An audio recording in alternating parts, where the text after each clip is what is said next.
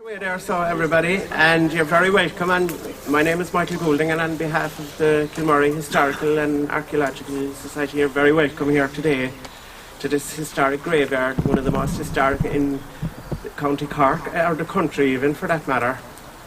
And it's... Is it that? The volume is up to the top. Is it? Yeah. Okay. And it actually gives the parish, Kilmurry, its name. It's St. Mary's. So we just start off by thanking the volunteers who were here yesterday and during the week cutting the grass and tidy it up. They do so every year, and they made a great effort yesterday. But having said that, it's an old graveyard. Be careful walking around. There are concealed stones and little hollows and things like that, so just be careful. Make your way around.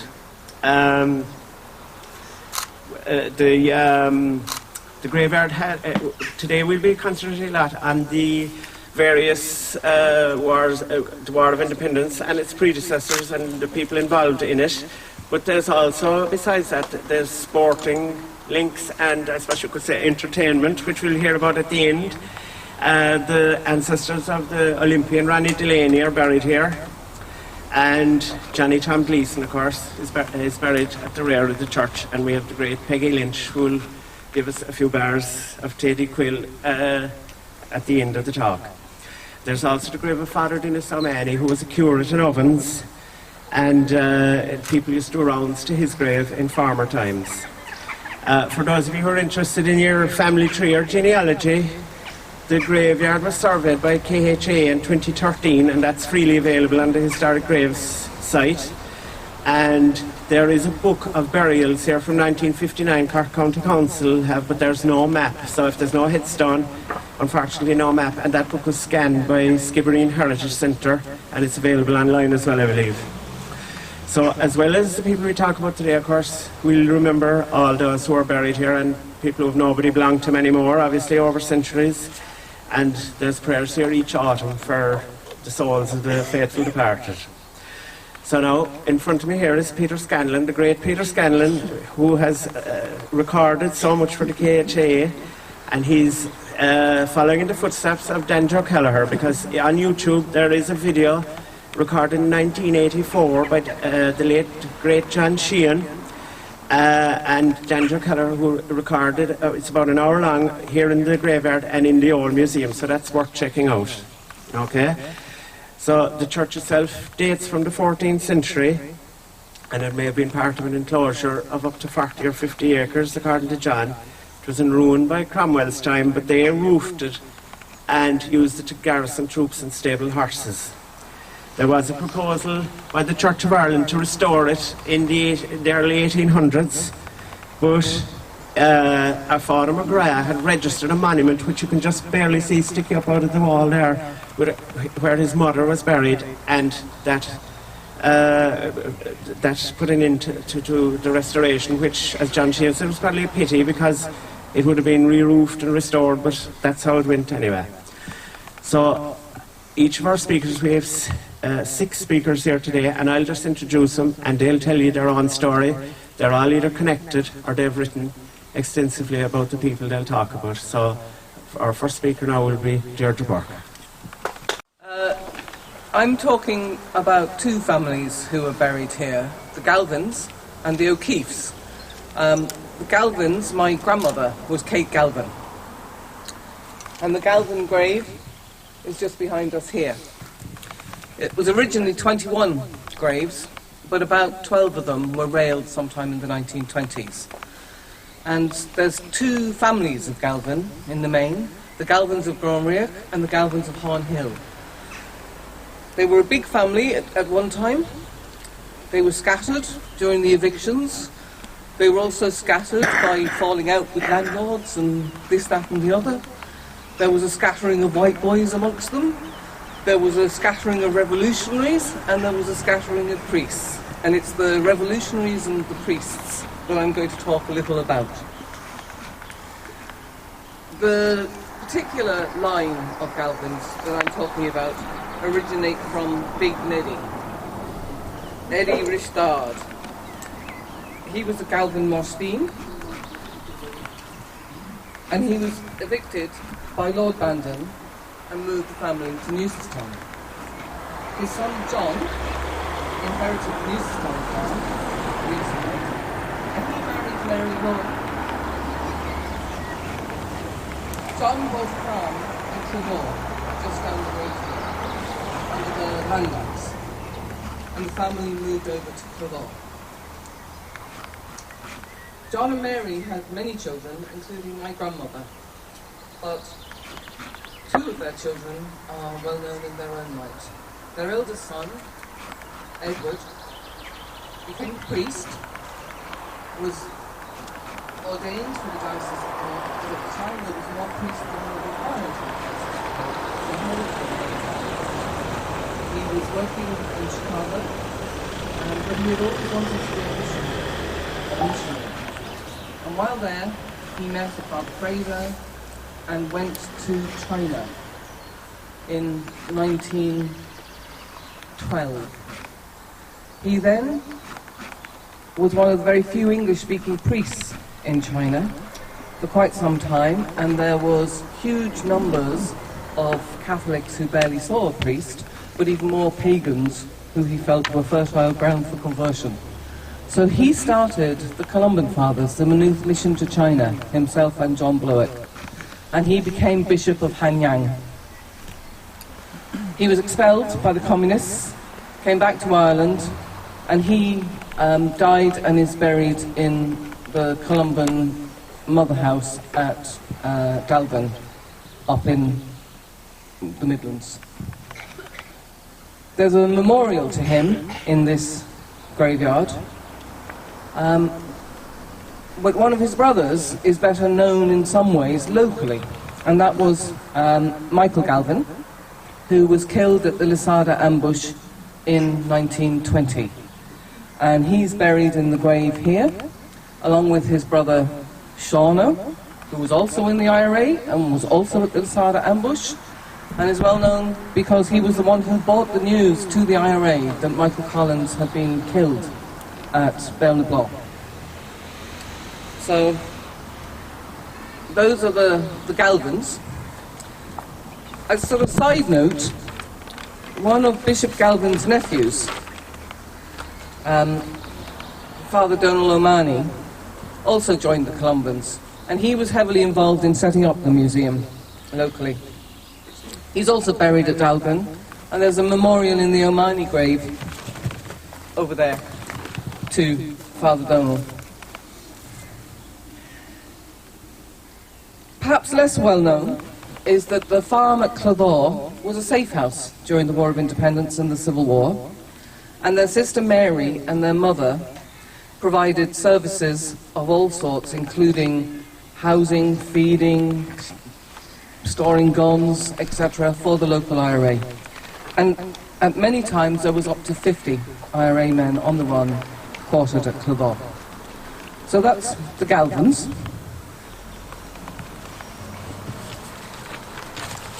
I wanted to read a short poem that was written about Father Donald O'Mahony on his death.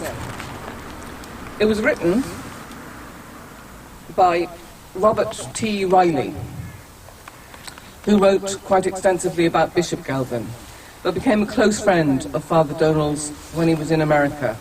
And this is a sort of commemoration on Father Donald's death, and I just thought it was quite moving. Eyes clenched, I conjure your grave, white above buoying grasses, stones processing like acolytes, all questions buried, answered. I greet you on a winter weekend in Omaha, carrying sweets for my children, and we talk as if words were already memories. Then abruptly, another day, you tell me you were leaving for the Philippines, and I think, never love a missionary, they belong nowhere. Your letters, difficult to decipher, arrive stripped of present, animating history. 3 different countries separate us, but we meet on Kilmurry's sweet hill or Navan's plain, always briefly, like shy neighbours.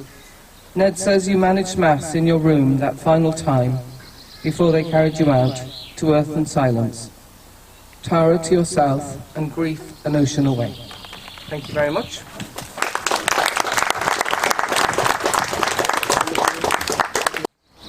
This big crypt is the main one, but there's another one just where the old high altar would have been in the ruined church. The O'Keeffes were one of the ancient Irish families. The original O'Keeffe from whom our O'Keeffes are descended was an 11th century descendant of Art, King of Munster. Originally the clan occupied territory along the Blackwater, but were driven west by the Normans after 1170. They have a long history of involvement in Catholic rebellions.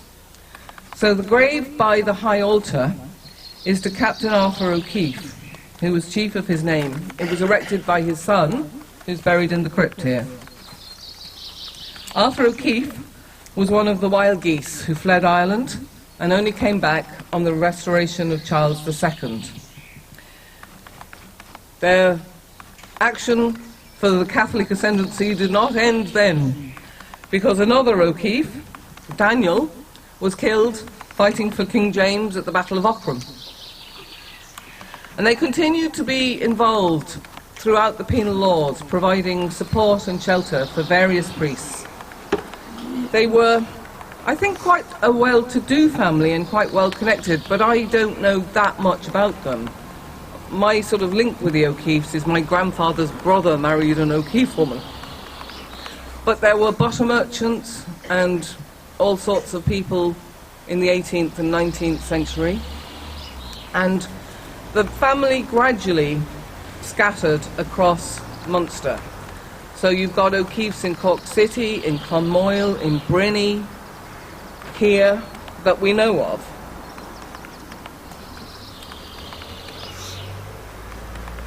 The O'Keeffes were involved in the struggle for independence a great deal in the earlier part, and they were probably involved later, or at very least sympathisers, but I couldn't find any record of their involvement with the local IRA companies, but they may well have been involved, because it would be unusual for a family of their type to have not been involved.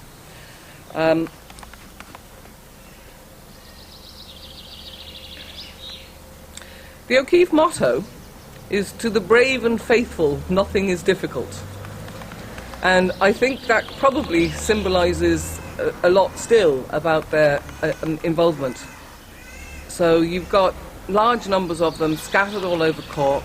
Many left for America after the famine, as almost all the families in this graveyard lost people to America after the famine.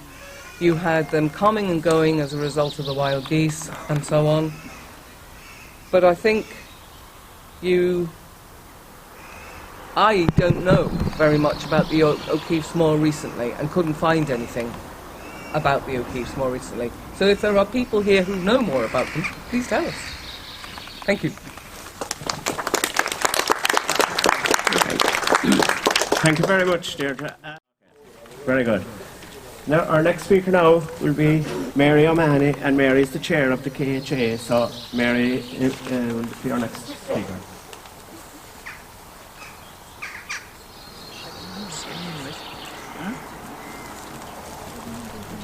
Good morning, everyone. I'm here to talk about volunteer William Harrington from Grenville, Trelton, and I'm standing in front of the family grave of the Harringtons. And this new headstone was erected by Seamus Harrington, William's nephew, who is here today, and also here today is Maria Harrington, Seamus's daughter. So between the 11th and 22nd of July 1922, the Irish Civil War raged through the streets of Limerick City. The National Army had launched an offensive against the Munster Republic in July. The Munster Republic being the main stronghold of the anti-treaty forces and consisted of the counties south of the line between Limerick and Waterford cities. Many of the Cork anti-treaty volunteers had travelled to Limerick to assist their comrades. At the end of the 11-day period between the 11th and 22nd of July, the National Army had captured the Ordnance Barracks and the Castle Barracks. The anti-treaty IRA burned the remaining two barracks and retreated southwards. This period of fierce fighting resulted in at least 87 individuals listed as attending the Limerick City hospitals for their injuries. There were, in all likelihood, many more injured who did not attend hospitals. At least 26 people were killed during the Battle for Limerick, including 9 National Army soldiers, 5 anti-treaty IRA, and a dozen civilians. 2 local men, volunteer William Harrington from Trelton and volunteer Patrick O'Mahony from Crookstown, were among the 5 anti-treaty IRA fatalities. William Harrington from Grenville, Trelton, was badly wounded by a National Army sniper on the 19th of July 1922 and died from his wounds at Barrington's Hospital on the 27th of July. He was just aged 22. The second eldest of 4 brothers, sons of Michael and Hannah Harrington, née Murphy. William attended Trelton National School and went on to study at Monkstown College. During the First World War, William's elder brother James joined the British Navy in 1917. William, who was working on the family farm, joined the local company of volunteers, as did his younger brothers Daniel and Michael, who were also in Limerick when Michael was shot. James, Daniel and Michael Harrington were arrested and imprisoned for a short time by the National Army in August 1922. William's funeral mass took place at St. Peter and Paul's Church, Cork, on the 31st of July 1922, with his uncle, Father William Murphy, parish priest Bannispittle, being one of the celebrants. William is buried here in the family plot with his parents and his only sister Julia. Thank you, Mary. To the McSweeney graves, and our next speaker will be Terence McSweeney. Good morning and welcome to all present. Firstly, I'd like to congratulate the Kilmurry Historical Association for organising the event, and thank you also for inviting me here to give a short talk on this particular McSweeney headstone here. The main focus of my talk this morning is on this particular headstone and the Terence McSweeney buried here. The talk will also hopefully shed some light on some of his other family connections who are also buried in this graveyard. I will also briefly touch on his extremely important descendant, the Patriot Lord Mayor of Cork, Terence McSweeney, of whom, like myself, many people, both locally, nationally, and indeed internationally, are immensely proud. This talk is based primarily on information gained through my involvement over the years with the local Independence Museum, Kilmurry. It was formerly known as the Terence McSweeney Memorial Museum.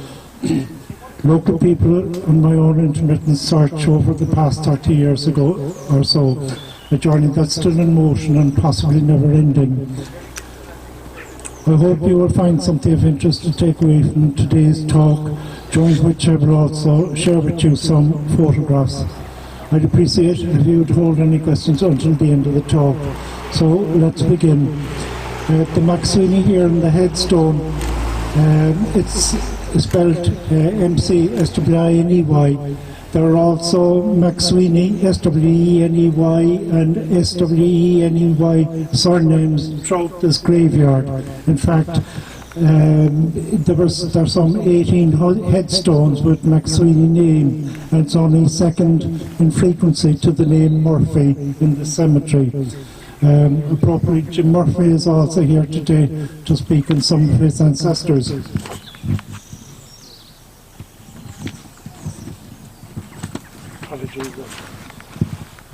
The headstone here before us is about 6.5 feet high, 3 feet wide and 3.5 inches thick. It is a distinctive decorative design at the upper end, and the rear of the stone is plain chiselled relief. The headstone inscription reads, "This is the family burying ground of Terence McSweeney, and now contains the regretted remains of himself and his son Paul.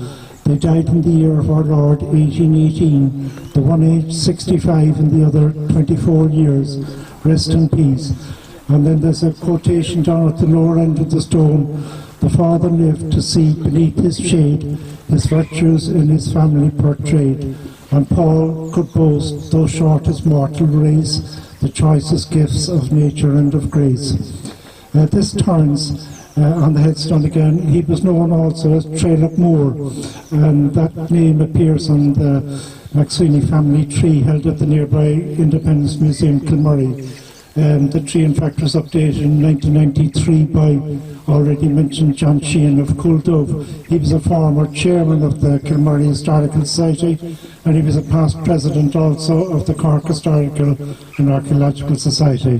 The turns in the headstone had 6 children, 2 girls and 4 boys. In descending age orders, the eldest was Peter, then there was Owen, John, Paul, whose name is also inscribed in the headstone, and there were 2 girls, Mary and Nellie.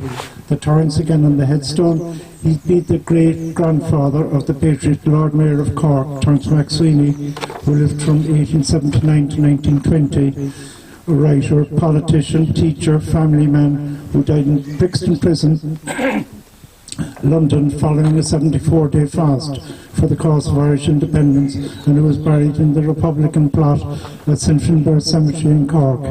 The Mayor had dedicated his working life to the cause of Irish freedom, and there's also a special section dedicated to him in the nearby Independence Museum, Kilmurry, with many interesting artefacts.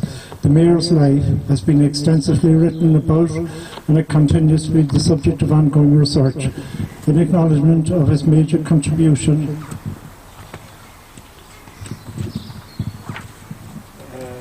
to the pursuit of freedom,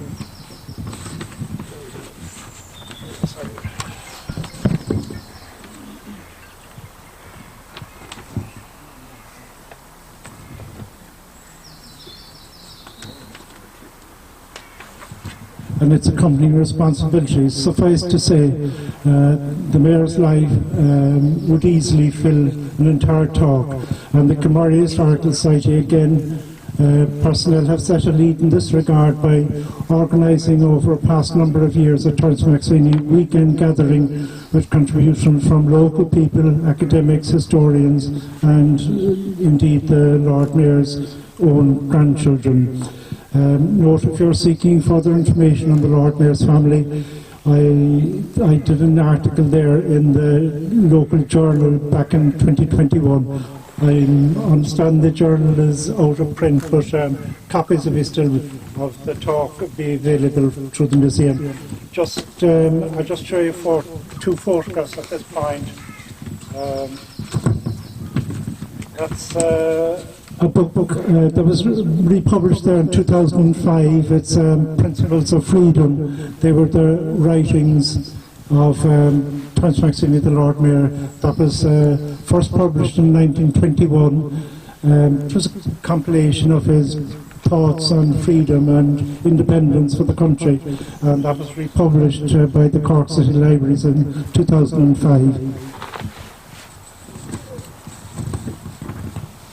That's the Kilmurry Historical Journal, that People and Places, that was in 2021, proved extremely popular. That's volume 1.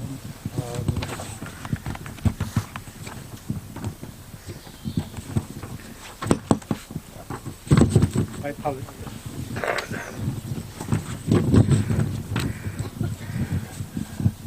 Returning to the headstone, Terence's eldest son became Father Peter, and he's also buried in this cemetery in the tomb with the white flat marble top, located to the right just inside the cemetery gate.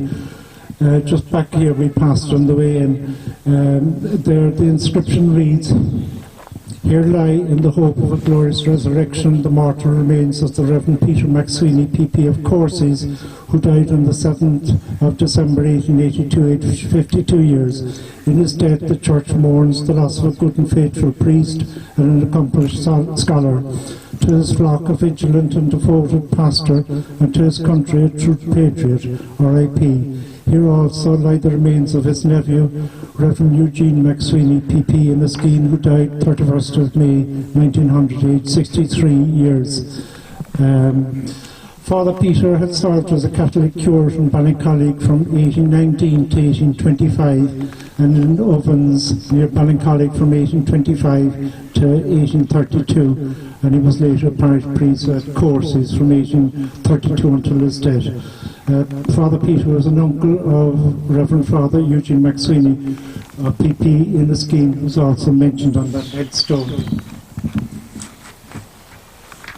A humorous aside, in the baptisms book in Ballincollig there's a handwritten entry by Father Peter dated September 1826, and it reads, "Here Father Brown begins his reign as parish priest for little gain, but Peter from his friends and foes for better bread to ovens goes." This information was given to me by Dr. Paddy Crowley of Ovens. Next, our turn says, this is the turn here on the headstone. His sons were Owen and John. John would have been the Lord Mayor's grandfather. They both lived and farmed in the nearby townland of Clodagh, which is between here now and Crookstown, a townland that comprises about 470 acres. This Owen and John, they were tenant farmers to the previously mentioned Earls of Bandon of Castle Bernard. These people were extensive landlords with over 40,000 acres held nationally. The Castle Bernard was destroyed in 1921, the ruins of which still stand, and it's located where the Bandon Golf Club is today. Owen and John, then living in Clodagh, are recorded in the Tide Apartment books of the 1820s. These books are where 1/10 of the value of produce went to the Church of Ireland. John, the future Lord Mayor's grandfather, was recorded as holding 50 acres, and Owen would be my great-great-grandfather. They were both tenant farmers here, approximately 60 acres. However, only Owen is recorded because of its valuation, which was undertaken in the period 1847 to 1864, when the full-scale valuation of all property in Ireland was undertaken. It's possible that John was evicted from his 50 acres. I do know John expressed strong opinions to the Earl of Bandon, as reported in a standard newspaper dated 29th of July 1852. When speaking on behalf of tenants, he said, "We won't deny our religion, and we will not vote with the men who insulted our clergy." This John had married Catherine Falvey in Inishannon Church in 1831, and they had 9 children, including another John, the future Lord Mayor's father. In a book titled Turns McSweeney from Maureen Shavas, published in 1961, she writes of this John McSweeney. She says, he was born in a small farmhouse near Crookstown in the year 1835.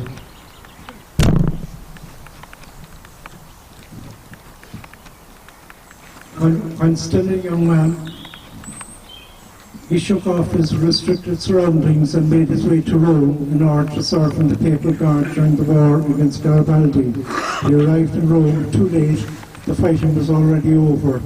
On his way home in 1870, he obtained work in London, apparently as a school teacher.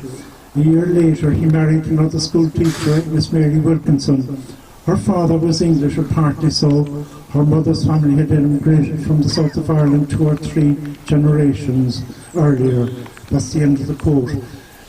This couple were married in St. Olave's Church in South York in London, 1871. Coincidentally, it was there Thomas McSweeney, the Lord Mayor's body, was removed, when he died in Brixton Prison, the same South York.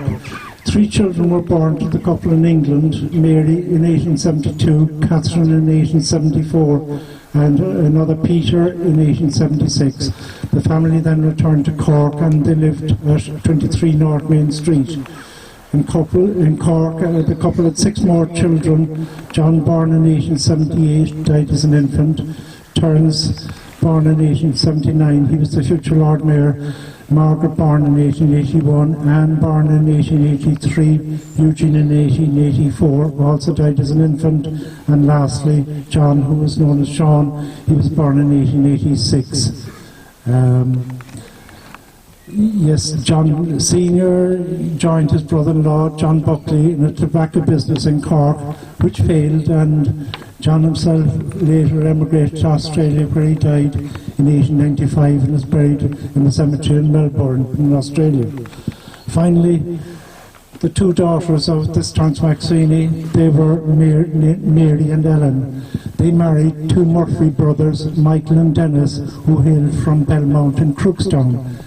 Mary, according to her death notes in the Cork Examiner of the 1st of December 1886, she was a lady of great intelligence and high character. She and her husband Michael are buried in this cemetery.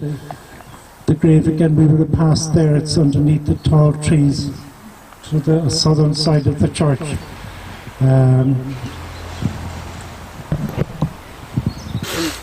Their headstone inscription over here records that it was erected by their son, Archbishop Daniel Murphy of Hobart, Tasmania, which we have actually a photograph here this morning of the bishop, which Michael will show you. I hadn't seen this before, but it was brought to us kindly today by a father. Yeah.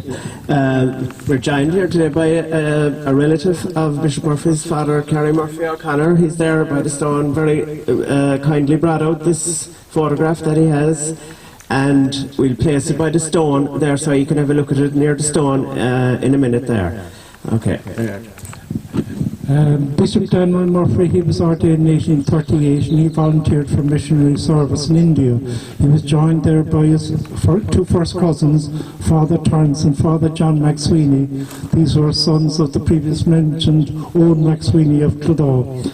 In 1864, Bishop Daniel was transferred from India to Tasmania, where he was joined by more of his relatives. His sister became Mother Superior Francis Murphy, his niece Mother Mary Francis Xavier Beechner, and his nephews Father Michael Beechner and Father Daniel Beechner.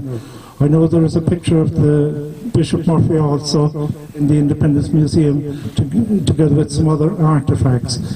Ellen and her husband are buried in Aglish Cemetery. In conclusion, in the short talk, I have confined myself to the headstone beside me.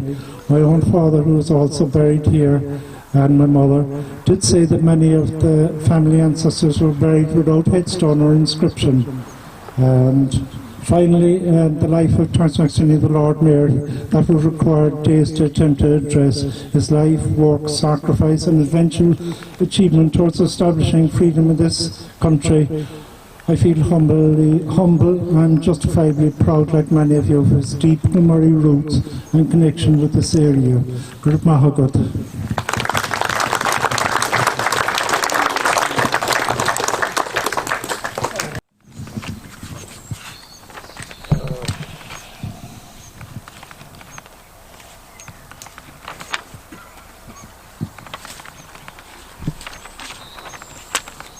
That's Maureen Shavas's book. That's an inside cover, a picture of Terence McSweeney, the Lord Mayor. That's a picture of Terence McSweeney, the Lord Mayor, from Maureen Shavas's book.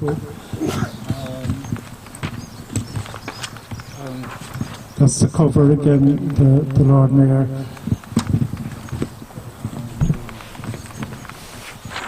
Yeah, finally, that's a picture from a book, History's Daughter, by the daughter of Terence McSweeney, Maura McSweeney Brewer, whose relatives, children are still alive and well. Cathal Brewer, they live down in Dunquin in Kerry now, but that's a picture of John McSweeney and his wife with their children just on their return to Cork. So that's just some features. Right, we're at the grave of Jeremiah O'Callaghan, father to Sheila Ahern, Dermy and Michael O'Callaghan Kilmurry. So Jeremiah was born in Haburg in 1901 to parents Michael and Julia O'Callaghan. His father was a mason by trade. Jeremiah was the second oldest of 10 children. After attending national school, he trained as a mason like his father and grandfather before him. Jeremiah joined the Ryland Company of the Irish Volunteers, who were part of the 6th Battalion, Cork No. 1 Brigade. He trained with his local company as a scout, and his first major engagement was the ill-fated Dripsy ambush, which took place on the 28th of January 1921. Habollock, Coachford and Inniscarra companies had scouts at the ambush, as these were the local parishes nearest to the ambush site. On the day of the ambush, it became common knowledge in Coachford village that the IRA had laid an ambush for the British forces.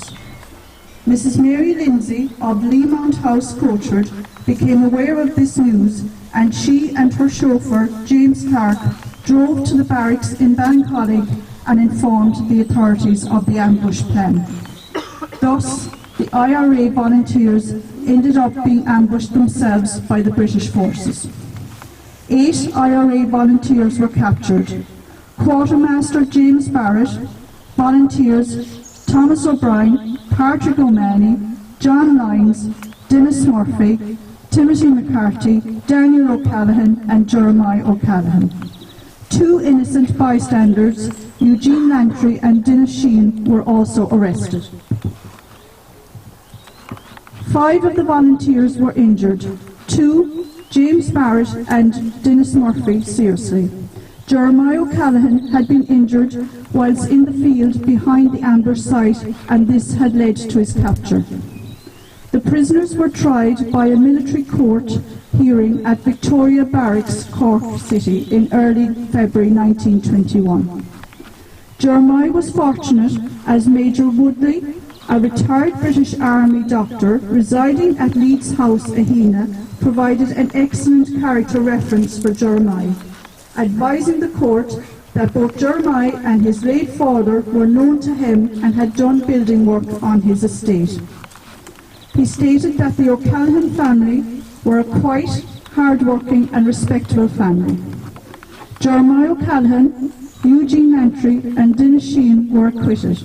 However, volunteers Thomas O'Brien, John Lyons, Timothy McCarthy, Daniel O'Callaghan and Patrick O'Mahony would be executed on Monday morning, the 28th of February 1921 in Victoria Barracks. Quartermaster James Barrett would die from his wounds in March 1921, and Dennis Murphy would have his sentence commuted to 25 years, but was released in 1922 under the general amnesty. In the 1930s, Jeremiah was a member of the Dripsy Ambush Committee set up to fundraise for a monument to be erected at the site of the ambush. This monument was unveiled on Easter Sunday 1938. In 1941, Jeremiah married Anne Babe Hallahan of this village, and they settled in Kilmurry to raise a family. But unfortunately, just 6 short years later, in 1947, Jeremiah died aged 45, leaving behind a young widow and family. Thank you.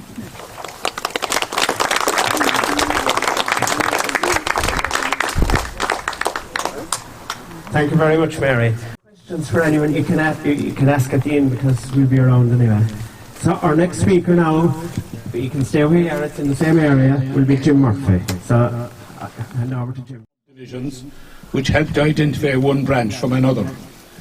And of course here in Kilmurry there are a lot of Murphys, as Terence has already said.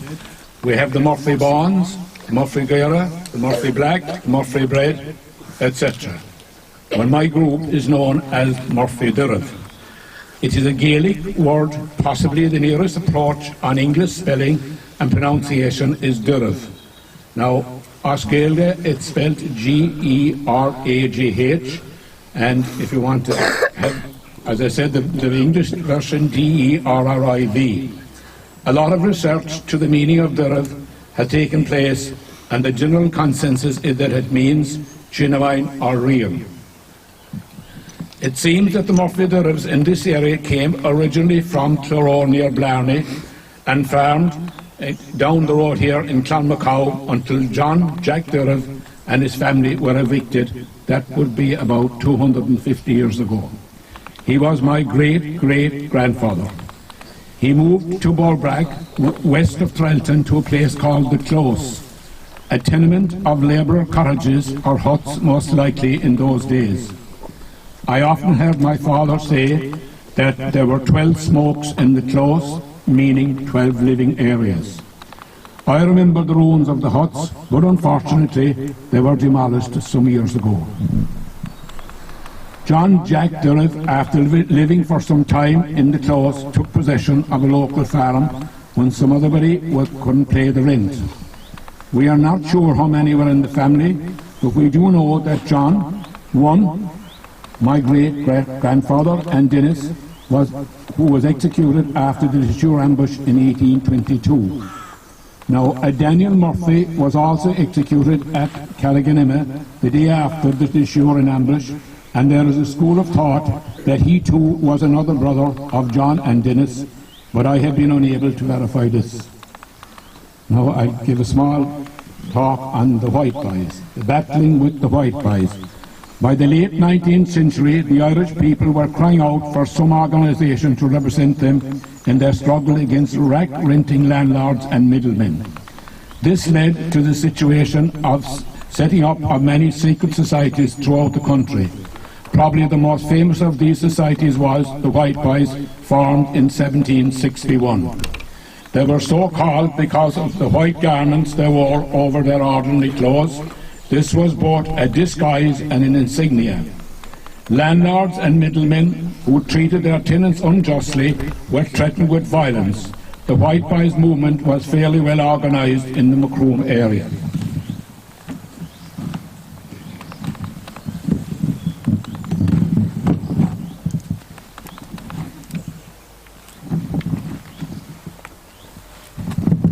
Better with the glasses, I think. In the 1820s, times were particularly hard for the Irish people. This led to the emergence of the White Boys. Many incidents took place around Macroom area, and one of these was at Deshure, Kilmurry, on the 25th of January 1822. During January of that year, there were raids by the White Boys on landlords on the north and west of County Cork. The main purpose was the procurement of arms and ammunition. On January the 3rd, a raid took place on the house of Benjamin Sweet, Greenville, Kilmurry, landlord and tithe collector. He had been tipped off beforehand and had a force of Musgrave yeomanry ready. At least 5 of the attackers were killed. On January the 25th, the White Boys, led by a man called Cotter, assembled on Deshure Hill. Their intention was once again to attack the home of Mr. Sweet. A rifle brigade from Macroom, led by Colonel Mitchell, arrived on the scene.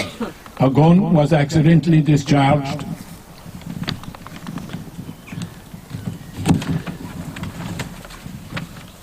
leading to panic in the crowd. Fighting broke out. Several people were reported to have been killed and others arrested. On February the 19th, 15 men were put on trial in Cork, charged with having arms at Deshure and with firing at certain persons, including Reverend Summers Payne. 12 prisoners were found guilty. 4 of these were hanged at Deshure on March the 1st, 1822. Those hanged were Richard Drummy, Daniel Cronin, Timothy Helen and Dennis Murphy Durrett. A 5th, an Edward Ring, or maybe Edward Reen, was also hanged. He had fought at the famous Kilmurry on January the 24th as the Kilmurry ambush. The gallows was set up over 100 yards from the spot at Deshure where the battle took place, probably where Threlton National School now stands. The last survivor of the battle was John Murphy, who died in 1896 at the age of 98. I stand over here, you can see the headstones. Some 5 years after the ambush, John Murphy, they have married Judy or Sheila Crean, and they had 14 children. Now, those of you who would be involved in the GA know John Crean. He'd be a direct descendant of Sheila Crean's. They had 14 children. The oldest, Tim, died at birth, and I suppose running out of names, the youngest was also called Tim. One of the 14 was Jeremiah, and he was my great-grandfather. The family scattered all over the world, but there were some descendants living locally here, including myself, of course, Jerry Dwyer down in Crookstown, Stephen Carney down behind the school in Kilmurry, and the late Peg O'Mahony of Crookstown House. John and Sheila lived a long life together and died on the same day after 70 years of marriage, and were buried here together on the 2nd of February 1896. On the 150th anniversary of the Deshore ambush in 1972, Danny Pat Murphy, a direct descendant of the old couple, organised a get-together of the Murphy-Thirrs clan and had this headstone erected. Many descendants of the couple of John and Sheila travelled from all parts of the globe. A letter to their granddaughter in New York describing their death and funeral was presented to the old museum at that time. This letter was dated the 18th of February 1896. In 1998, a monument was erected to those executed as a result of the Deshore ambush. Great credit is due to Seamus Harrington, who was the driving force behind this venture, and delighted to see Seamus here today with us. To commemorate the 200th anniversary of the ambush, a ceremony was held in Trelton in June of last year. Many Murphy-Thirrs were present, represented, the youngest being Murphy twins, and the oldest being Noel C. Duggan, a direct descendant of John and Sheila Murphy.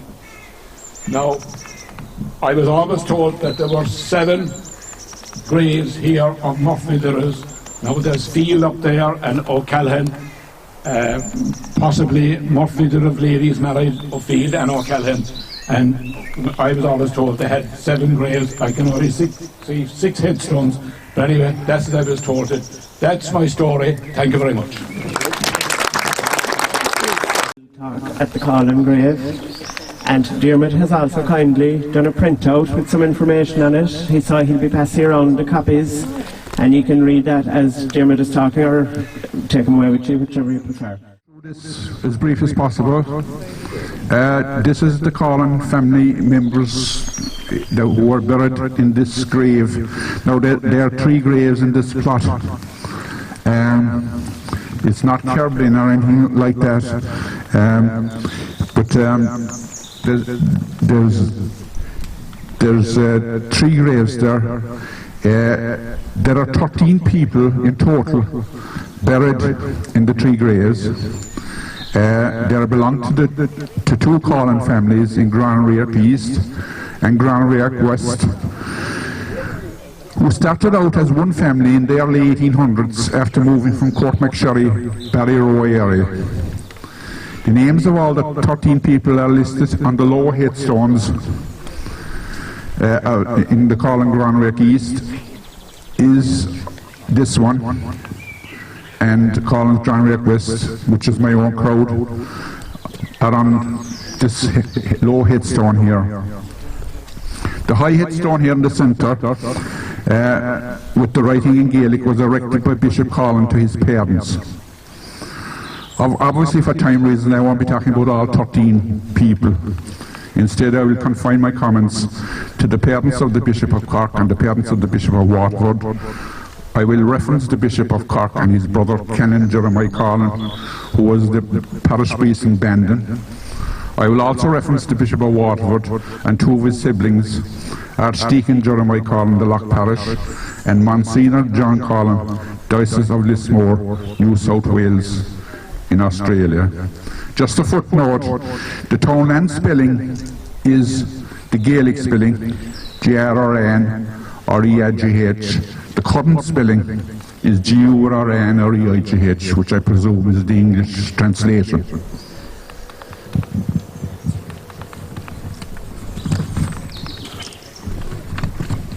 So I'll start with the parents of Daniel Collin, Bishop of Cork, and Canon Collin, Bandon Parish Priest.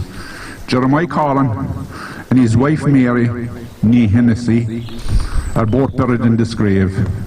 They are parents of Bishop Daniel Collin, Bishop of Cork, 1916-1952, and Canon Collin, Parish Priest of Bandon, 1918-1930. Jeremiah Collin, who would happen to be my great-granduncle, was born in Granreach in 1817. He married Mary Hennessy in the Manuel Church on the 20th of January 1855. Mary Hennessy was born in 1825 in Bordamine, Balneen. As there were no honeymoons in those times, instead there was a thing called a hauling home, which would take place and would involve lots of feasting, drinking, song, dance and merriment, and could last for a number of days. This took place in the Hennessy household in Bordamine on January the 20th, 1855, and was intended to last for a few days. However, as it was the month of January, according to legend, a huge snowfall came which lasted for weeks.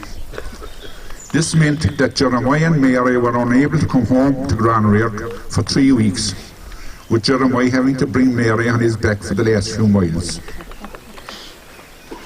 Jeremiah and Mary had 5 children: Jeremiah, Daniel, John, Hanora and Michael. Jeremiah Colin was ordained to the priesthood in 1881 and served in a number of parishes, including Bandon, where he became parish priest and canon. On the morning of July the 25th, 1920, Canon Colin was about to say Mass in St. Patrick's Church, Bandon, when a Catholic RIC officer, Sergeant William Mulhern, was shot dead by 2 IRA gunmen as he entered the church for 8 a.m. Mass. Canon Colin ran from the altar to the church porch and anointed Sergeant Mulhern, who died almost instantly. However, for his trouble, Canon Colin was threatened and accused by the British military authorities stationed in Bandon of being complicit with the IRA in connection with the shooting. However, Canon Colin was unperturbed and continued on with his main ambition of building Gaggan Church outside Bandon, which was opened to the public on the 15th of September 1929. Sadly, Canon Colin died a year later, on August the 28th, 1930, at the Parochial House, Bandon. Canon Colin. He attended Latreich School in the early years of its existence. He received his second level education at St. Vincent's in Cork and later in Maynooth College. He was ordained to the priesthood in 1883. He returned to Maynooth in 1896.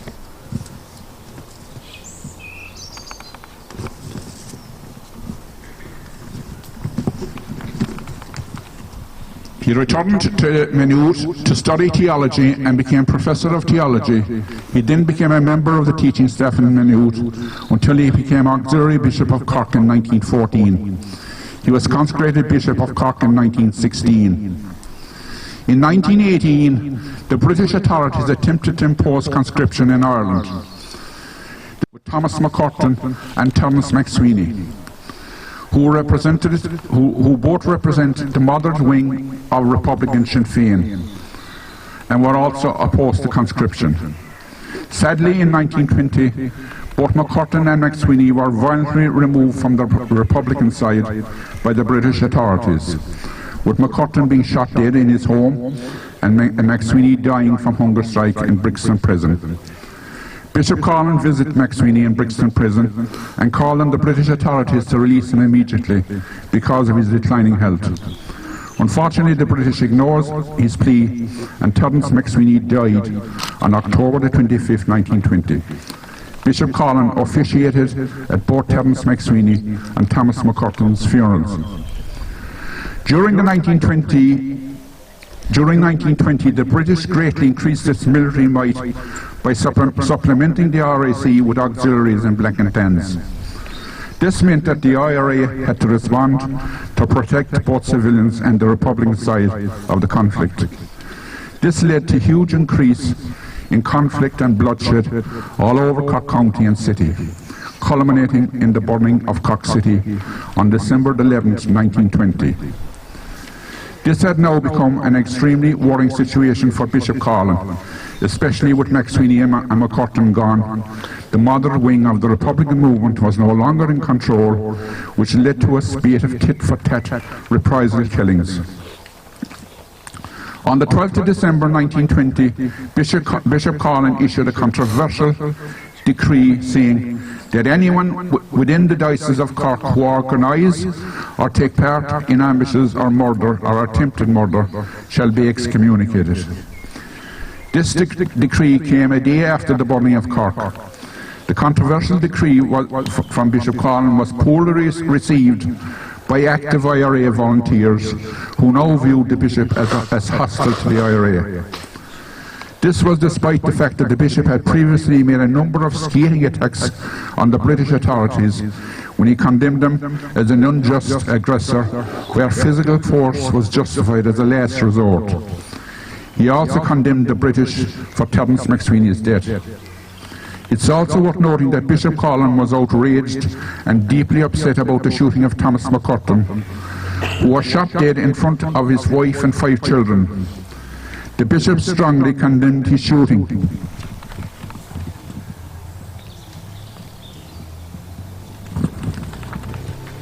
And he described it as a direct reprisal for the shooting of RAC Constable Joseph Murtock, who was shot dead earlier that evening in Pope's Quay by a small group of IRA extremists. Constable Murtock was on leave and unarmed and was shot 7 times by 2 gunmen. In addition to the burning of Cork, the shooting of McCurtain as a reprisal for Murtock's shooting, and also the shooting that took place in Bandon Church, plus his opposition to violence and bloodshed, are likely to be the main reasons why Bishop Collin issued the decree of excommunication. Bishop Collin's tenure as Bishop of Cork lasted until his death in 1952 at the age of 94. Now I'll move on to the next generation, John Collin and Hannah Herrick. John Collin was the Bishop's brother. He was born on June the 10th, 1856. He farmed the family farm at Granrake East until his death on February the 3rd, 1904. He married Hannah Herrick. Hannah was born in Shandagan in 1857. They were married in Canavee Church in October the 9th, 1880. Hannah died at her daughter's residence, Lennon's, Balnahaina, on April the 7th, 1940. Both John and Hannah are buried in this grave. John and Hannah, they had 7 children: Jeremiah, Daniel, Mary, Michael, John, James and Hannah. Jeremiah, born in Granrake in 1881, he received his early education in Leckerriach National School and was ordained to the priesthood in 1905. He became archdeacon in the Loch Parish and died in 1955. Daniel, born in Granrake in 1884, he received his early education at Leckerriach National School and secondary education at the Presentation College, Cork. He then went to the Pontifical Irish College in Rome and was ordained to the priesthood at the Basilica of St. John Lantern, Rome, in June the 9th, 1906. When he returned to Ireland in 1910, he celebrated his first Mass in Ireland here in Kilmurry Church, where his parents and siblings also went to Mass. He later became Dean of Residency at UCC. He was consecrated Bishop of Waterford and Lismore in 1943. He died in 1965 in the Bishop's residence at the age of 81.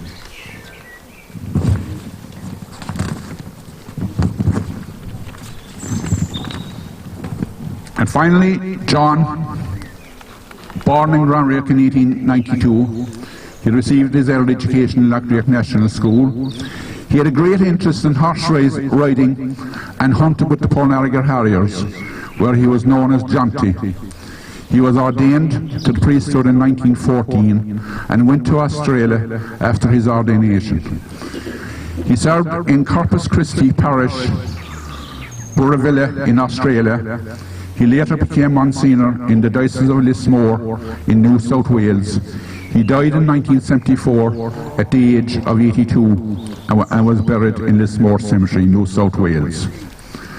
Now that's it about the Collin family. I just want to say one very, very brief thing. There's a baby brother of mine, Timjo. His name is on the bottom here, buried in this grave. So I couldn't let the day go without mentioning my baby brother. Thank you, ladies and gentlemen. If you have any questions.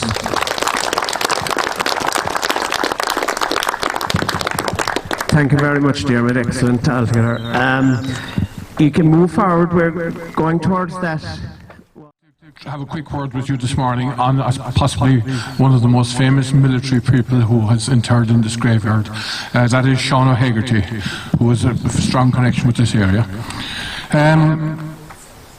Sean O'Hagerty was responsible more than any other individual for the aggressive and militant activities which placed Cork No. 1 Brigade among the leading brigades in Ireland.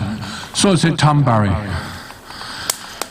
Sean O'Hagerty was born in Cork City on the 21st of March 1881 into a family with strong nationalist views. His father, John O'Hagerty, was a stucco plasterer from Macroom. Sean's mother, Catherine Nee Hallahan, related to people here in the village, came from Duniski, Lisarda. Both families emigrated to the United States after the famine. When John and Catherine first met in Boston, she was working as a cook and he had attained American citizenship, running his stucco plastering business in Cambridge, Massachusetts. The couple married in 1876 and soon after returning to live in Cork, Sean's eldest brother, the writer, quite well known at the time, Patrick Sarsfield, P.S. O'Hagerty, was born, with Sean arriving 2 years later. John contracted tuberculosis and died at 1888 at the early age of 42. Catherine had to work as a domestic servant and later as a cook for the gentry of Cork to support her young family. Both Sean and P.S. were educated at Christian Brothers Cork, North Monastery, Cork. The Christian Brothers developed in their students a strong Irish identity, with the two boys becoming fluent Irish speakers as well as keen Gaelic sportsmen. Indeed, Sean later captained the hurling team of the head post office in Cork. In later years, Sean remained active in the GA as an administrator. In the late 19th and early 20th century, there were renewed waves of agitation for Home Rule in Ireland. To counter the growing anglicisation of Irish life, a number of organisations were set up to promote the Gaelic language and to preserve Irish Gaelic culture, including folklore, sports, music and the arts. Sean and his brother P.S. O'Hagerty were active members of the separatist Celtic Literary Society from 1905, along with Terence McSweeney, Tomás McCurtain, and other prominent Cork volunteers. They formed the O'Grownie branch of the Gaelic League. 1905 was also the year in which Arthur Griffith set up Sinn Féin. In 1907, Sean's brother P.S. O'Hagerty was working in the Mount Pleasant sorting office in London and was a key player for the separatist movement there, becoming the IRB representative for South East England. As the party's London secretary, he would approve and sign the Sinn Féin membership card of Michael Collins and would later become a friend and a mentor to Collins. Fianna Éireann, the Irish National Boy Scouts, was formed in 1909 to teach the youth of Ireland a combination of military training, outdoor activities and cultural endeavours. Sean O'Hagerty, Tomás McCurtain and others set up a local slua of the Fianna Éireann in Cork in 1911. Fianna members, working closely with the IRB, subsequently played a critical role in the fight for independence. In 1910, O'Hagerty, who was nicknamed the Joker, became chairman of the Cork branch of Sinn Féin.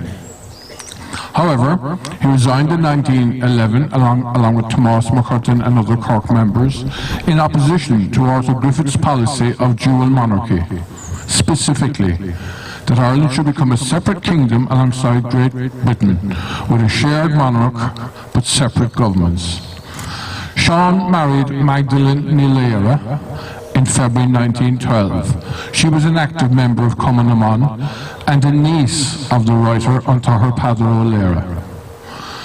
The Third Home Rule Bill 1912. The proposal of the Third Home Rule Bill in 1912 increased tensions between the majority nationalist population and the minority unionists, who were concentrated in Ulster. In response to the creation of the Irish Volunteers in 1913, the Irish Volunteers was a military organisation established by nationalists in that year. Its declared primary aim was to secure and maintain the rights and liberties common to the whole people of Ireland. The volunteers included members of the Gaelic League, the Ancient Order of Hibernians and Sinn Féin, and secretly the Irish Republican Brotherhood.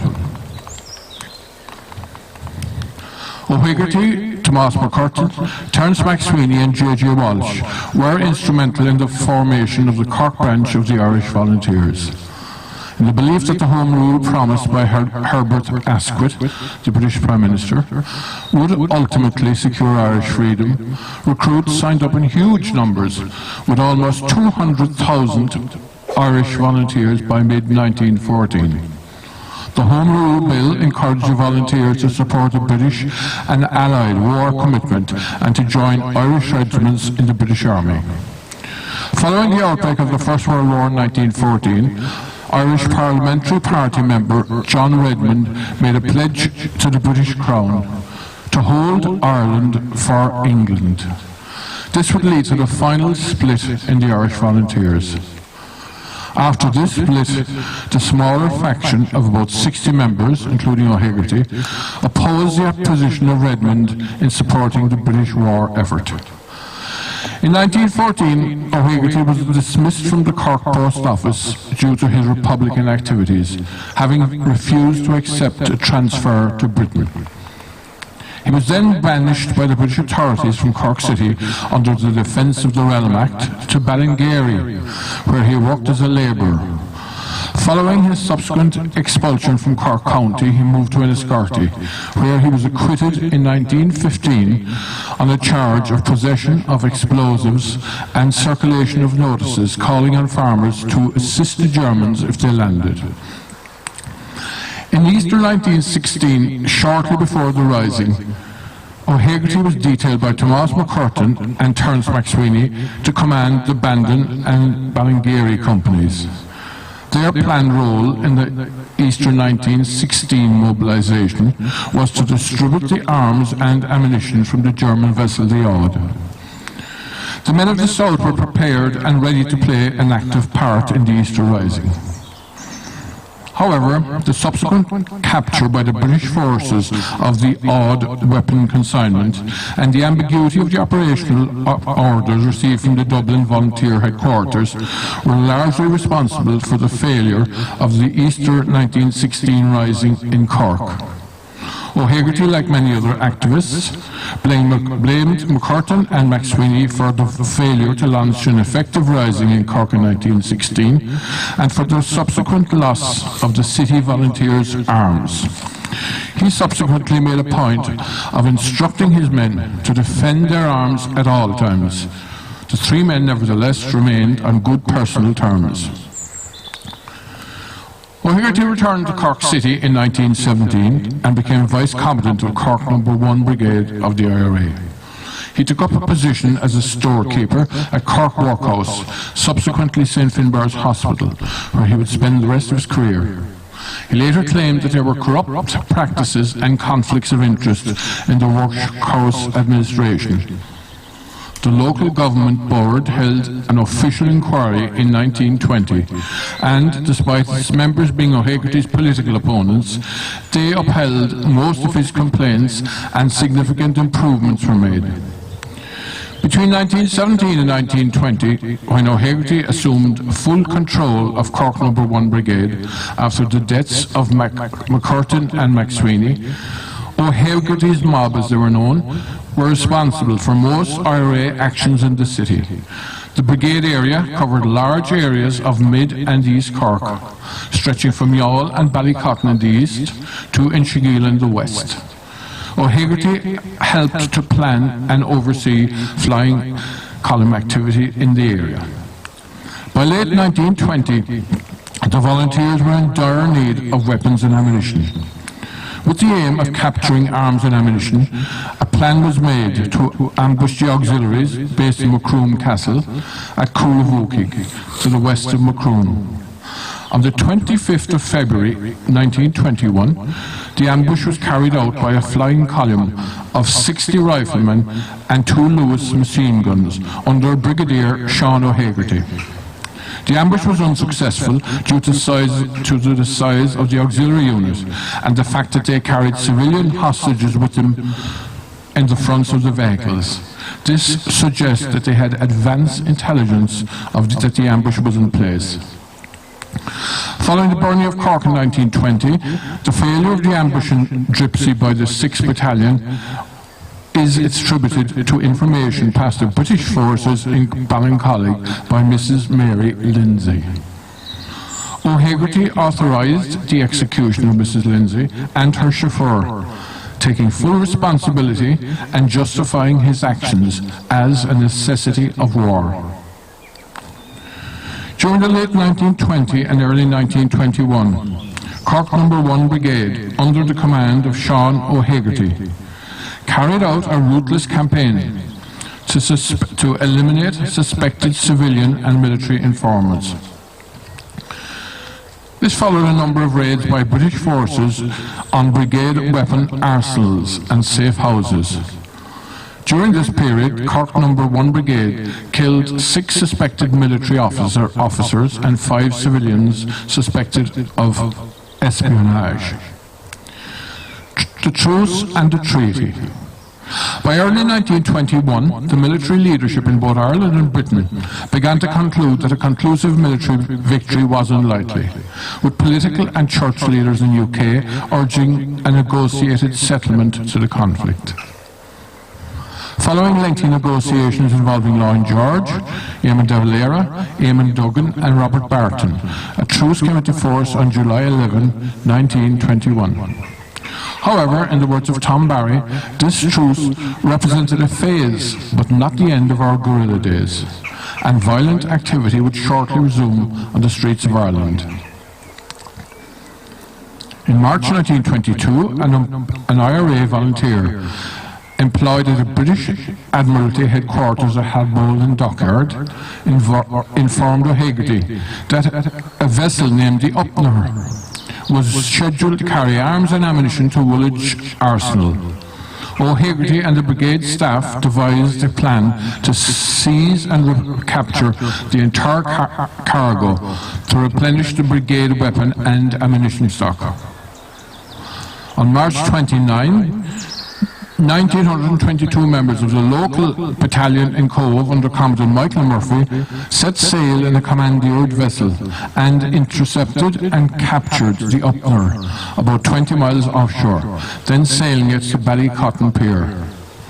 Using approximately 100 commandeered lorries, the volunteers transported and distributed the seized weapons and ammunition to prepared dumps throughout the brigade area. This daring attack yielded 400 rifles, 700 revolvers, 39 machine guns, 500,000 rounds of rifle ammunition, and naval stores, including explosives, supplying much of the arsenal used by Republican forces in Munster during the Civil War. The Anglo-Irish Treaty was signed in London on the 6th of December 1921 and was later passed in Dáil Éireann by 64 to 57 votes. This marginal victory divided the Irish electorate, Dáil Éireann, the IRA and the IRB. O'Hagerty, supported by Liam Lynch, officer commanding 1st Southern Division, and Richard Mulcahy wrote to local politicians demanding their immediate rejection of the treaty. Sean O'Hagerty was vehemently opposed to the treaty, which he believed to be a betrayal of the Republic that he fought so hard to achieve. With the backing of Liam Lynch, he actively resisted media efforts to support and promote the treaty, authorising the destruction of pro-treaty pamphlets and printing presses. Anti-treaty forces led by Seamus Robinson closed down the nationalist newspaper in Clonmel because of its pro-treaty stance.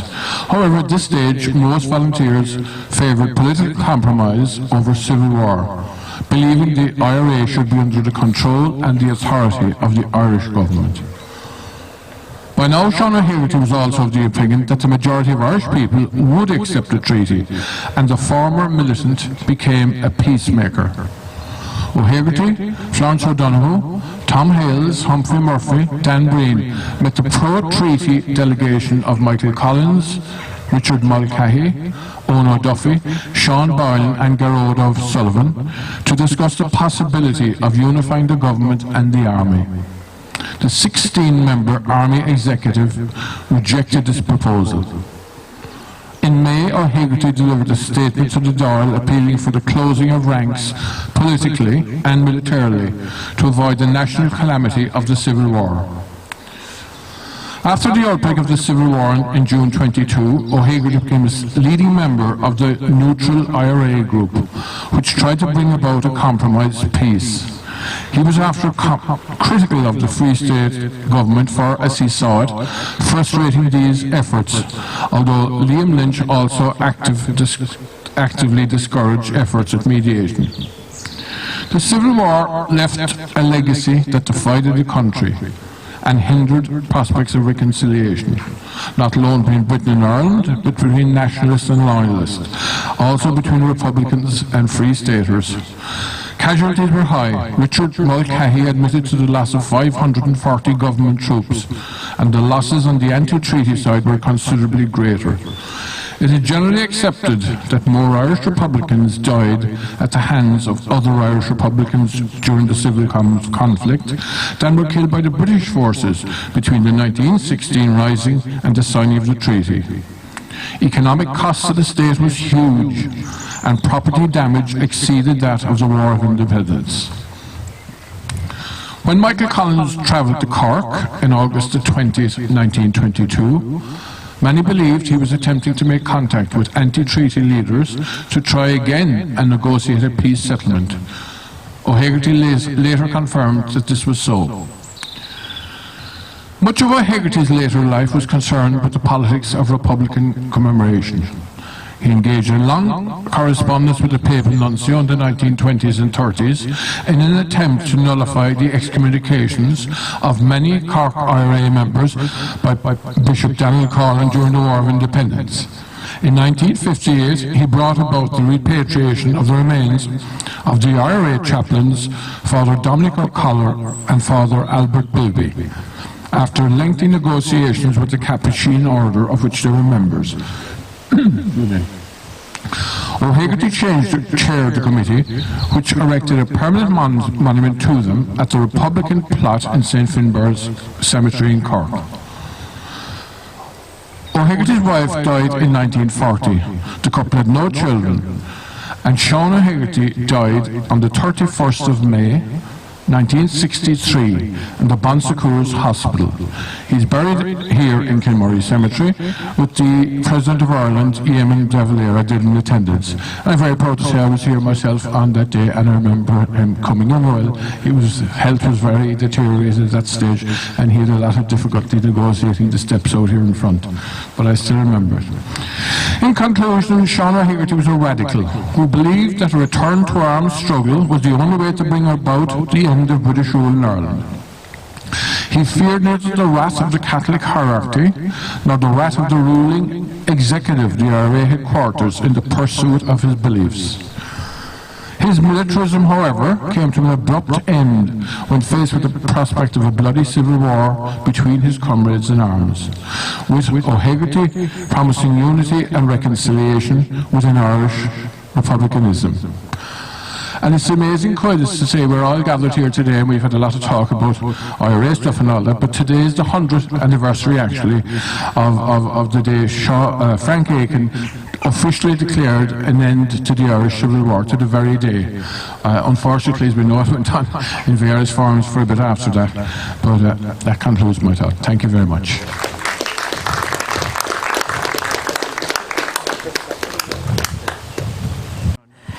So we're almost at the conclusion. This year is the 101st anniversary of the death of Michael Collins, and I'm sure you all watched documentaries or maybe did one of our tours last year where we visited the sites in the area associated with him. So I'll just point it out if anyone wants to see it later. Under the tree there, the stone, the curved top stone with the cross, that is the burial place of Dennis Long, Dinny the Dane. Any film you've ever seen, documentary, book, Dennis Long is mentioned in it. And he was buried here in 1969. He's buried there. Just below the headstone with the railing is the grave of May Fitz. I'm sure you've all eaten in May Fitz's. Well, it's called after that lady who died. She died, I think, a couple of months short of her 100th birthday. And her headstone is by a man called Joseph Harold of Tudove. Most of the headstones here are by the Hickeys of Aherla, obviously. But that one is by Joseph Harold. And Dr. Con Keller, who's here with us today, his family grave is also by Joseph Harold. So he has a very unique style, and they're worth having a look at.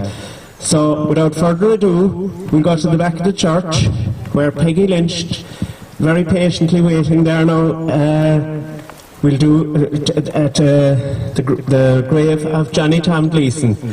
Now I'm sure whether you were, there was no top 10 in Johnny Tom's day, but definitely the Bold Teddy Quill would definitely be a top 10 if it was available at the time. And so we'll move over there now and we'll talk to Peggy. Teddy Quill. Now, Peggy, compared to most, was bawling out Teddy Quill in some pub somewhere. Peggy knows the full version. So, Johnny Tom, again going back to Terence's talk earlier, Johnny Tom was related to the Sweeneys, and his cousin was the poet Peter Golden. And he was buried, Johnny Tom died and was buried here in 1924. And his grave wasn't marked, but in 1970, the Kilmurry Historical and Archaeological Society put a plaque on the wall there, and it was unveiled by Sean O'Reida in August of 1970, and unfortunately Sean O'Reida died in October of that year. So without further ado, I'll pass you on to Peggy, and we'll say a few words on the quills as well. I will. Yeah. I will, yeah. Oh, that's fine. Yeah. Now, before I start off, I didn't think that I would have the slightest little bit of a connection with Terence McSweeney until they were talking about him down there. But when they said, when he was talking, he said that Terence McSweeney was brought from Brixton to Southwark Church in South London. Well, I often, and very, very often, go to Mass in Southwark. I go to London fairly often, and I often go to Southwark. So the next time I go, I'm going to go back down there and I'm going to light candles for Terence McSweeney in Southwark Church. It was strange, like, you know, and that's one thing. Now you were about Bold Teddy. It's according to legend, but Teddy he wasn't in favour of any work. He didn't want to do no job. Only he'd drink porter. And Johnny Tom wanted him for the bog. And of course there was no bog. He didn't want to, that was hard work. So Johnny Tom told him, he said, if you come to the bog with me for a day, I'll make a song about you and I'll make you famous. So that's how the Bold Teddy Quill came into being. Johnny Tom went to the bog. What's his name? Teddy Quill went to the bog with Johnny Tom. So that I have this now, I don't know how many verses now, but I sing because it's long. I have a book, you know, by Dan Dinahoo, God rest him, Ballingree Dan Dinahoo. He used to make furniture, his family are still doing it.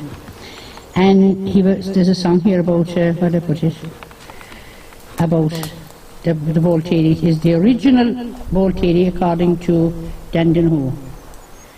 Now I had it marked where to go, and I have it again. I'm frozen.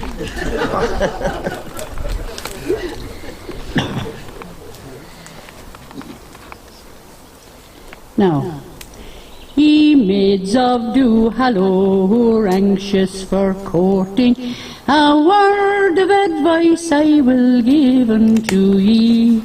Proceed to Banteer, to the athletic races, and give in your names to the club committee.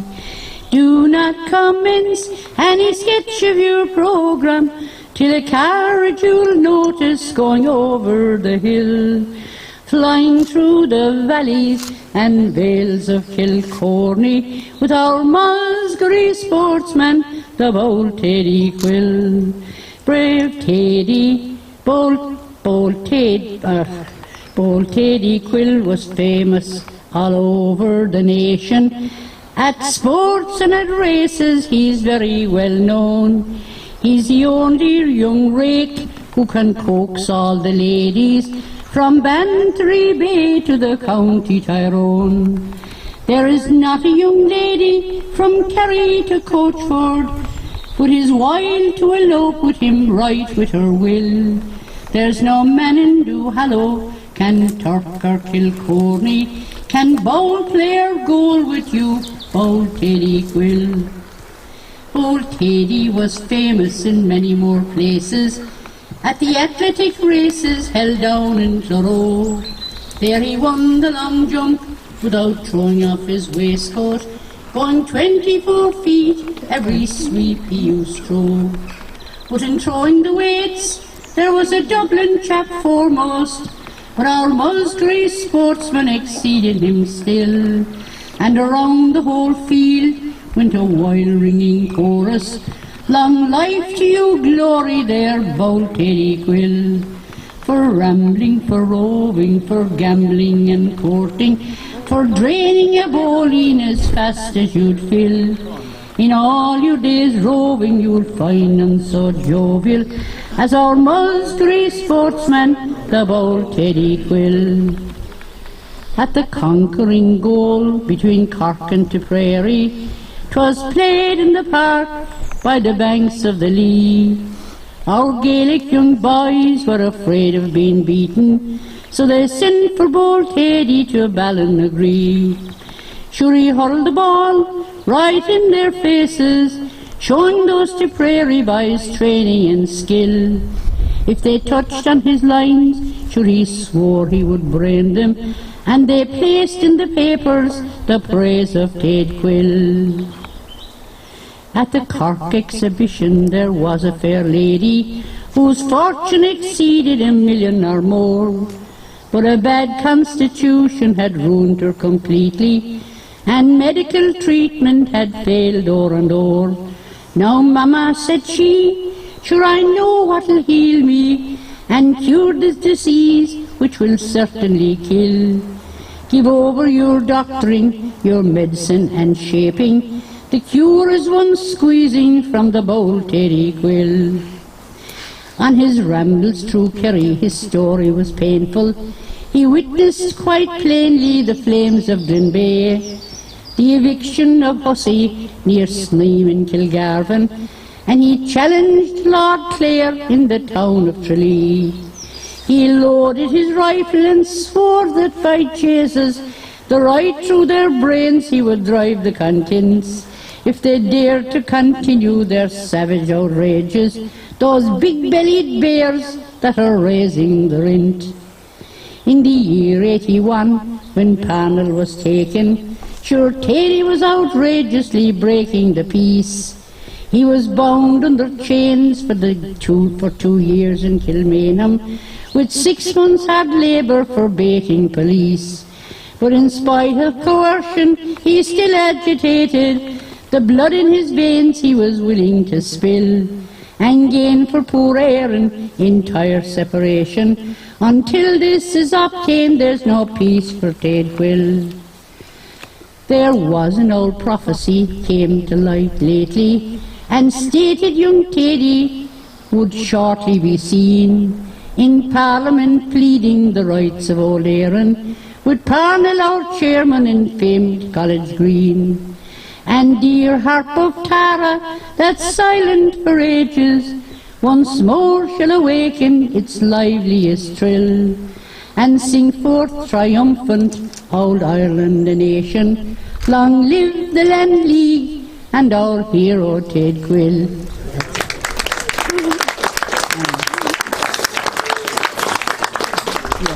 I never heard that version of before.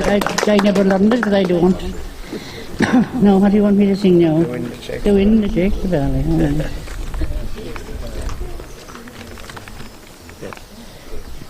It took me an awful long time to learn this song.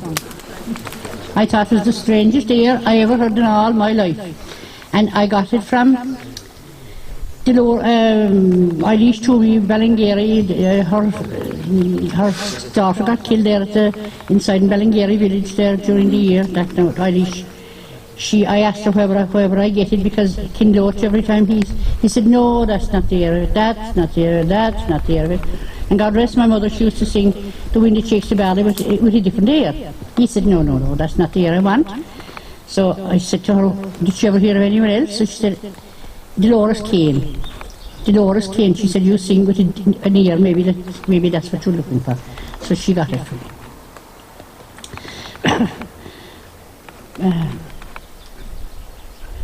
They sat beside a valley green.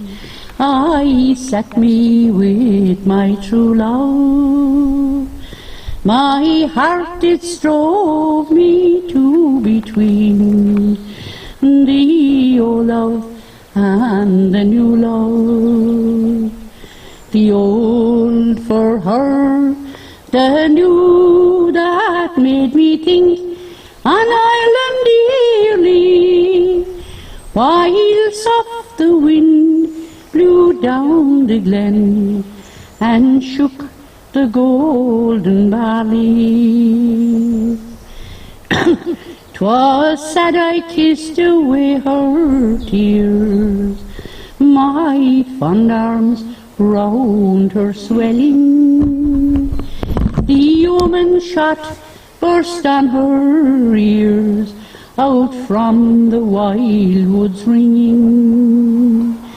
A bullet pierced my true love's side in life's young spring so early, and on my breast in blood she died, while soft winds shook the barley. 'Twas hard the awful words to frame, to bear the ties that bound us, but harder still to bear the shame of foreign chains around us. And so I said, the mountain glen I'd seek at morning early, while soft the wind blew down the glen and shook the golden barley.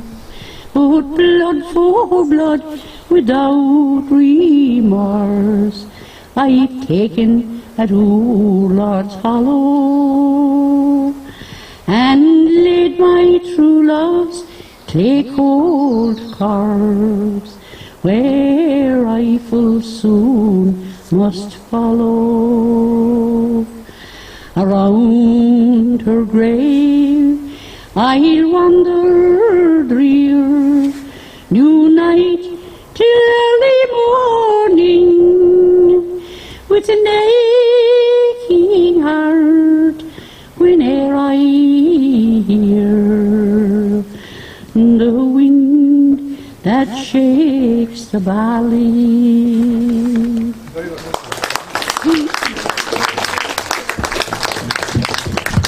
Huh? No. Would you like one more from Peggy? Today there's a book being launched in Ballyvourney and St. Gobnet Cemetery, another historic cemetery of which there's no shortage around here, and Peggy will be going there later. So Peggy, now to conclude, will sing a song, St. Abby's Day, about the pilgrimage to St. Gobnet, and a lot of us around here have connections to Ballyvourney. And as well as that, I'd like you to give a round of applause now for all our speakers and for Peggy.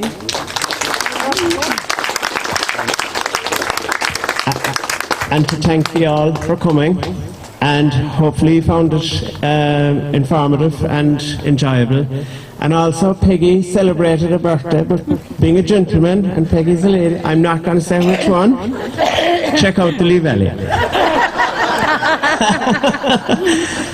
So we'll put the mic back over to Peggy and she'll sing St. Abby's Day, and have a safe journey home then.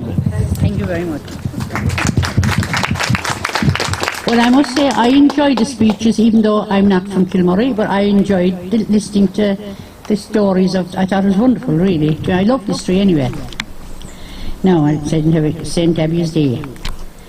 There's a neat rising valley far over the hills, Balaburna embracing the rocks and the mills, where the people for ages come thronging to pray for cures each Whitsunday and St. Abby's Day.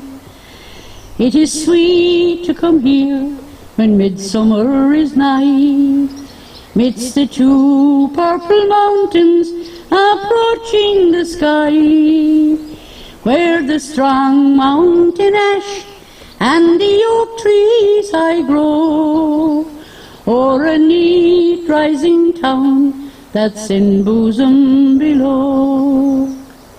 'Tis a marvel to see a Whitsunday at dawn, all the tokens of cures left in old Kilmurry. In the grave o'er the town you'll surprisingly find the lame and the blind leave their tokens behind. So devoutedly come here and implore on your knees of the glorious saint that bade soldiers of peace to grant your request and lay down each complaint with devotion and faith at the shrine of the saint.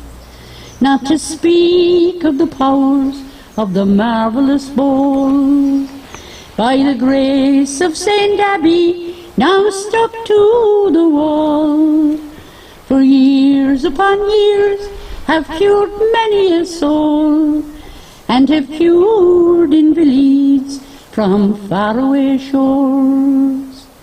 On the 11th day of February you'll surely come here, or you'll come for your cure any day of the year. But wherever you go, you'll beseech God above, and bless Balaburna, that sweet spot of love. Thank you. Now let's go. So that's it. Keep an eye out for other events. We'll be running throughout the year, and like we mentioned the journal earlier, we'll have another one out in November. Mary O'Mahony there will take your pre-orders and deposits. And have a safe journey home, and thanks everybody for coming. Bye bye.